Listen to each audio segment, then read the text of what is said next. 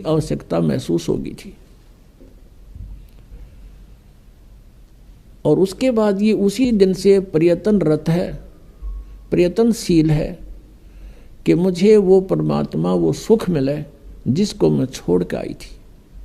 तो यहाँ के इस झूठे सुख को इस काल ने आधार बता दिया। कबीर साहब कहते हैं, झूठे सुख को सुख कहे, ये मान रहा मन मोदे, ये सकल तभी ना काल का भाई, कुछ मुख में कुछ गोद। झूठे सुख को सुख कहे। झूठा सुख क्या है?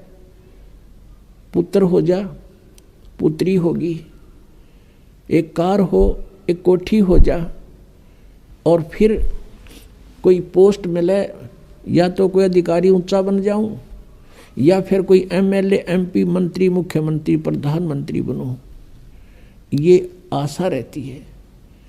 अब परमात्मा कहते हैं, यहाँ 21 ब्रह्मांड में जिस तरीके से तू सुख ढूंढ रहा है, इस सुख नहीं है। और सुख भी कैसे होगा? जिन वस्तुओं को तू संग्रह करके प्राप्त करने की इच्छा से और संग्रह करता है, वो सुखदायी नहीं है। निर्धन सोचता है धनवान सुखी, धनवान को सोपन में भी सुख नहीं है। उसका बहुत बड़ा व्यवसाय होता है, पता नहीं कहाँ घाटा हो रहा है, कहीं लाभ हो रहा है। रात और दिन उसी चिंता में, टेंशन में वो सो जाता है, नींद भी नहीं आती है, फिर उठ जाता है। अब धनवान सोचता है ये राजा लोग सुखी होंगे, मंत्री, मुख्यमंत्री, प्रधानमंत्री, एमएलए, एमपी, इनको सोपन में भी सुख नहीं है। क्योंकि जो एमएलए या एमपी बनता है वो बहुत से व्यक्तियों का नुमाइंदा होता है, और कोई ना कोई उसकी बाह पकड़ने रहे, चल मेरा काम कर। दिन में 100 आदमी जावेंगे तो 100 झूठ बोलनी पड़ेंगी उसने, वो इतना किस किस के काम करा देगा। और बैठा होगा घर, फोन पर कह देगा, कह दो बाहर जा रहा है, यानी टेंशन रहित नहीं हो सकता। यही स्थिति मंत्री और मुख्यमंत्री, प्रधानमंत्री की जानो, तो यहाँ जीव सुखी नहीं, और पिछले पुण्य का नाश कर रहे हैं अपने का ये। अब परमात्मा कहते हैं, अगम निगम को खोज ले, बुद्धि विवेक विचारे, उदय अस्त का राज मिले, तो बिन नाम बेगारे। ओए होए, तुम तो एक एमएलए, एमपी, सरपंच बन गए, इसम का पीटन लग गए। कहते हैं उदय अस्त का राज तुम्हें दे दे, और यदि ये भक्ति तुम्हारे पास नहीं है तो तुम बेगार कर रहे हो। बेगार, बेगार की परिभाषा बताते हैं। एक समय एक टेम्पू वाला प्रतिदिन सवारी लेने आता था, वो एक दिन नहीं आया। अगले दिन उसके साथियों ने पूछा कि दूसरे जो टेम्पू वाले थे कि कल नहीं आया, क्या कारण था, कुशल तो है? उसने बताया, कल मैं बेगार में फंस गया था। आज से 40 वर्ष पहले की बात है। उस समय क्या होता था, पुलिस वालों के पास कन्वेंस नहीं होते थे थानों में, और वो किसी ऐसे ही ट्रैफिक में से किसी की कोई जीप पकड़ दी, या कोई बड़ा 3 व्हीलर था वो पकड़ लिया, उसको ले गए कहीं रेड लगाने के लिए, मुर्जिम पकड़ने के लिए, या कहीं उन्होंने छापा मारना होता है, रेड डालनी होती है, वहाँ ले गए। तो उस दिन क्या होता है, उसको 4 बजे उठा लिया सुबह, और ले गए इधर के उधर, उधर के उधर, चलो वहाँ चलो वहाँ। और वो तेल भी अपने पल्ले से डाल रहा है, खाना भी अपने पल्ले से खा रहा है, और 1 मिनट की फुर्सत नहीं, सारा दिन इधर चल उधर चल। रात के 12 बजे छोड़ा तो सुबह बता रहा था, कल मैं बेगार में फंस गया, 200 रुपये का नाश हो गया। उस समय 200 रुपये आज के 20,000 रुपये, समझ लो कि 20,000 रुपये घर तक खर्च कराया, और 1 मिनट की फुर्सत नहीं, चलो चलो रही, रेल बनी रही मेरी, और 200 रुपये भी अपने पल्ले से बर्बाद कर दिया, पूंजी भी नष्ट करी। इसको बेगार बोलते हैं, यानी इनकम हुई नहीं और खर्चा खूब, 1 मिनट चैन नहीं, समय नहीं, कहीं भी रेस्ट नहीं। तो ऐसे ये उदय अस्त का राज भी किसी को मिल जाए पूरी पृथ्वी का, वो राजा भी ऐसे बेगार कर रहा है, क्योंकि वो अपनी पिछली पूंजी को बर्बाद कर रहा है, और चैन 1 मिनट की नहीं उसने। पुण्यात्मा, हम सुख की परिभाषा ही भूल चुके हैं। एक व्यक्ति के 3 बेटे थे, एक की मृत्यु होगी। अब वो रोए बेचारा, उसको सांत्वना देने के लिए आए। उनमें से एक व्यक्ति ऐसा भी था जिसका एक का पुत्र था और उसकी मृत्यु भी 3 वर्ष पहले 4 वर्ष पहले हो चुकी थी। तो उन्होंने बताया, वो सांत्वना व्यक्त करने वालों ने, कि भाई अब कुछ नहीं बनने वाला, संतोष करो। देखो इसका इकलौता पुत्र था, वो भी मृत्यु को प्राप्त हो गया, इसने भी संतुष्टि कर ली, सब्र करो।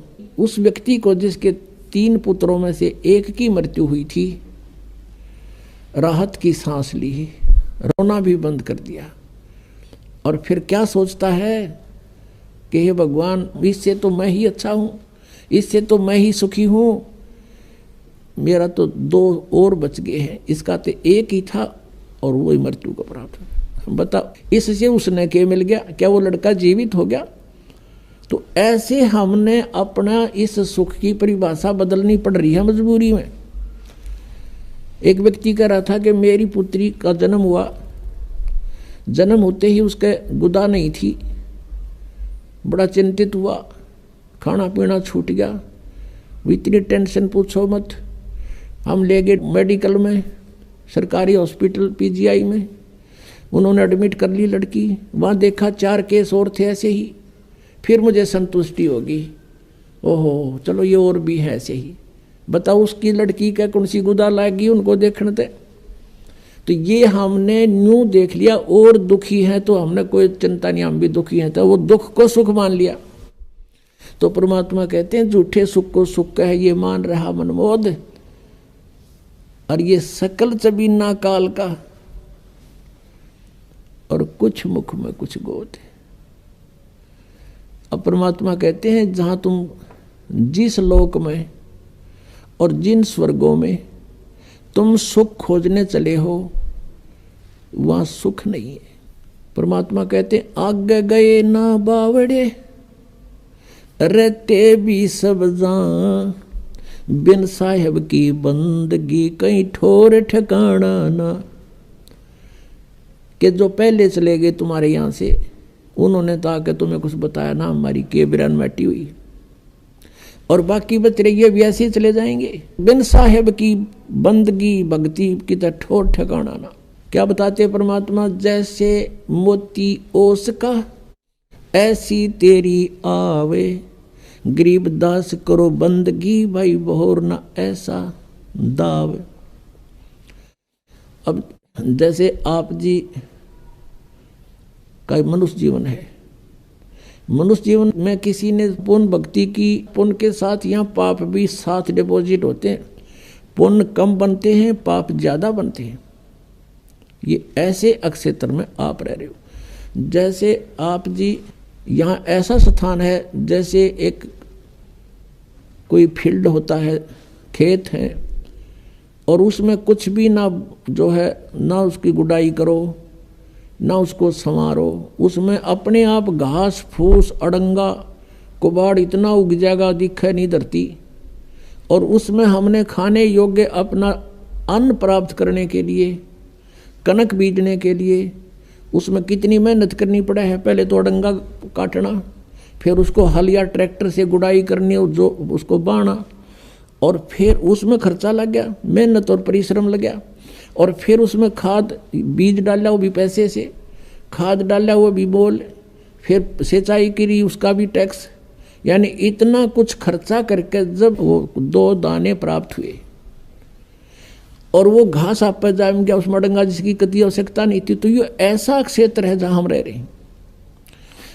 परमात्मा कहते हैं पृथ्वी ऊपर पगजो दार है, और करोड़ जीव एक दिन में मारे, हरी भांति पृथ्वी के रंगा, अंत कोट जीव उड़े पतंगा, जो चौका तुम देवो नेता, सत्य ब्राह्मण की है हत्या। ब्राह्मण सेंस हत्या जो होई, जल स्नान कर तो सोई, खान पान में दमन प्राणी, और कैसे पाओ तुम मोक्ष निशानी।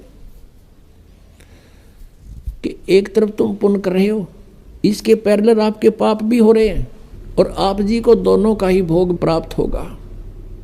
आपके पुण्य अलग से लिखे जाते हैं और पाप अलग से लिखे जाते हैं। आप पुण्य के आधार से स्वर्ग गए तो यहां थोड़ा कंसेप्ट क्लियर करना पड़ेगा कि जैसे आप जी एक पूर्ण परमात्मा परम अक्षर ब्रह्म को छोड़कर अन्य किसी को इष्ट बनाकर किसी भी प्रभु की देव की पूजा करते हो, भगवान की पुरुष की, जैसे सरपुरुष और अक्षर पुरुष। गीता जी अध्याय नंबर 15 के श्लोक 16-17 में 3